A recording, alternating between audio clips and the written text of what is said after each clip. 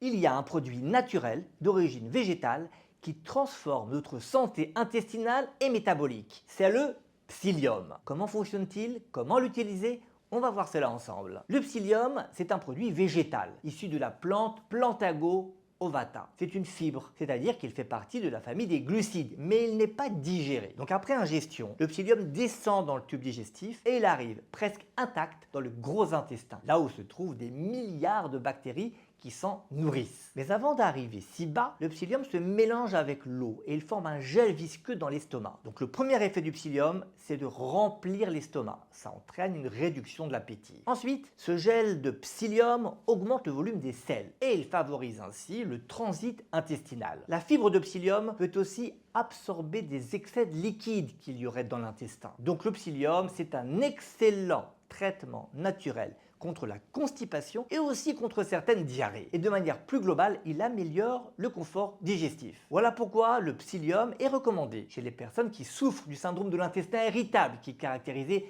par toutes sortes de symptômes au niveau du ventre. Mais l'intérêt du psyllium ne s'arrête pas à l'appareil digestif. J'ai déjà mentionné, ça ne vous a pas échappé, son effet coupe-faim. La conséquence, c'est une perte de poids bien démontrée par des travaux scientifiques. Attention toutefois, il s'agit d'un effet très limité et qui disparaît dès qu'on arrête d'en consommer. La perte de poids attendue est de l'ordre de quelques centaines de grammes à 2 voire 3 kilos. Il faut donc stopper les messages selon lesquels le psyllium est un extraordinaire allié minceur. Un autre vrai bénéfice du psyllium, connu depuis plusieurs décennies, c'est un effet anticholestérol avec une baisse moyenne de 6% du cholestérol LDL. Ce n'est pas rien, d'autant que le cholestérol LDL, c'est celui qu'on veut abaisser pour réduire le risque d'attaque cardiaque. Mais ce qui est vraiment intéressant, c'est que cet effet s'ajoute à celui des autres mesures diététiques anticholestérol. Et en additionnant ces effets, on peut, chez certaines personnes, éviter de recourir à un traitement médicamenteux anticholestérol. Enfin, chez les personnes diabétiques ou prédiabétiques, la prise de psyllium avant ou pendant le repas peut contribuer à réduire les pics